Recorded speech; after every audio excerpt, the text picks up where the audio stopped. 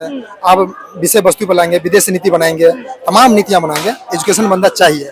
अगर मान लीजिए मूर्ख आदमी को चुन लीजिए, ठीक है। अब भारत जब शिक्षित नहीं था, मुगल का शासन था, तमाम लोगों का शासन था, अंग्रेजों का भी शासन था, कहने का मतलब उस तरह से नहीं ले जाएंगे। बदलाव गलतियों से सीख लेनी चाहिए ना, गलतियों से सीख लेना चाहिए। इनको ये बोलना चाहिए गलतियों से सीखिए आप। अगर एजुकेशन बंदा, अगर शिक्षित बंदा, दोनों बंदा अगर आते हैं तो सम्मान मिलता है। आप ले लीजिए इंदिरा जी के समय में, इंदिरा जी के समय में क्या हुआ, 1972 में IPS ऑफिसर किरण बेदी। तो किरण बेदी जी जब इंदिरा गांधी जी के कनॉट प्लेस में उनका ड्राइवर गलती से पार्किंग कर दिया, नो पार्किंग में कर दिया।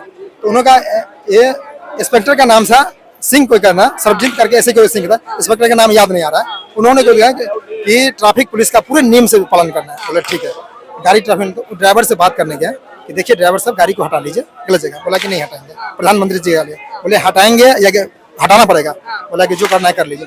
उन्होंने क्या किए, पूरे गाड़ी किरान लेके आए, प्रधानमंत्री की जो गाड़ी उठाए, ड्राइवर सहित गाड़ी उठा के साइड में फेंक दिया।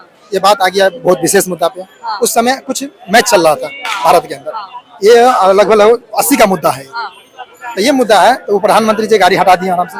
इंस्पेक्टर किरण बेदी के बाद मुद्दा गया, बोला कि किया वो इंस्पेक्टर किया। अरे बात तो जब कर किया ऐसे दिया, आश्चर्य लगा प्रधानमंत्री की गाड़ी हो गया। तो उन्होंने लेटर पढ़ा, लेटर में कहा कि लेटर पढ़ लिए दोबारा। बोले लेटर अच्छा ही है, चलिए मुद्दा कोई बात नहीं, कोई गलती नहीं की है, ठीक है।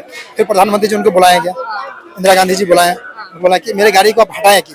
बल्कि इसमें लेटर में ये लिखा हुआ था कि ट्रैफिक पुलिस को पूर्ण रूप से कानूनी रूप से पालन करना है, या किसी का भी गाड़ी लिखा, ये नहीं लिखा गया था लेटर में कि प्रधानमंत्री की गाड़ी को छोड़ के।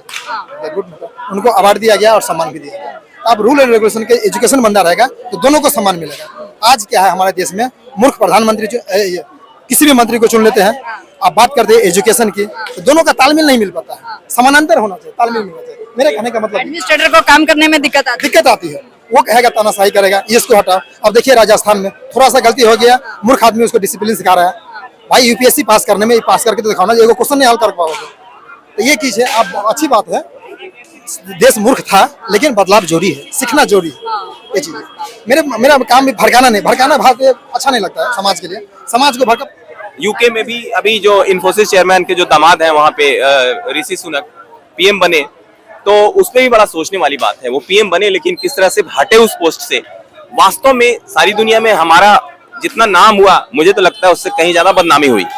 जो चीजें वहाँ पे उन्होंने जिस तरह से वहाँ की राजनीति में आए और वहाँ से हटे, कि एक लड़की से शादी कर लिया, बहुत हाई प्रोफाइल पैसे वाले लोगों की लड़की शादी किया, और उसी के बदौलत वो राजनीति में वहाँ पे आ पाया। और वहाँ की जनता वो देख रही है, और इसका मजाक पूरा दुनिया में अंग्रेजों ने उड़ाया, इसको पूरा जम के मजाक उड़ाया एक्चुअली, कि भाई इसका PM कैसे बना दिया था। हाँ PM बना दिया वो बहुत हाँ बना देगा वो उसको तो अपना एक्सपोज करना है ना। वो तो सब देख रहा है कि भाई एक IT कंपनी का, इतना बड़ी IT कंपनी है जो इंडिया की, उसकी लड़की है और इस लड़की से इसको शादी किया, और शादी करके रिच बना। पैसा नहीं होता तो वो कुछ नहीं कर पाता, और रिच बना, और रिच बन गया तो यहाँ पे पॉलिटिक्स में आ गया है। तो चलो ये स्ट्रगल कर रहा है तो जरा इंडिया के भी औकात दिखा दें। और इस टाइप से बंदा जो मतलब इंडियन जो कल्चर का जो बंदा है, वो वहां पे भी जाके घोटाला कर रहा है। पता नहीं हमारे टॉप जो पॉलिटिशियंस हैं यहाँ पे उस चीज को समझ रहे हैं कि नहीं, लेकिन फैक्ट यही है। मैंने जो रिसर्च किया, वो देखा, जो ऑब्जर्व किया, और झटके से आया, झटका चल गया। यदि औकात होती तो वहां पे सस्टेन कर जाते। हम भले ही मान रहे हैं कि इंग्लैंड में जाके हमारा आदमी राज कर रहा है, लेकिन एक्चुअली वैसा कुछ नहीं है। वो एक्सपोज ही कर रहा था। बहुत गहरी पॉलिटिक्स चलता है इंग्लैंड भी।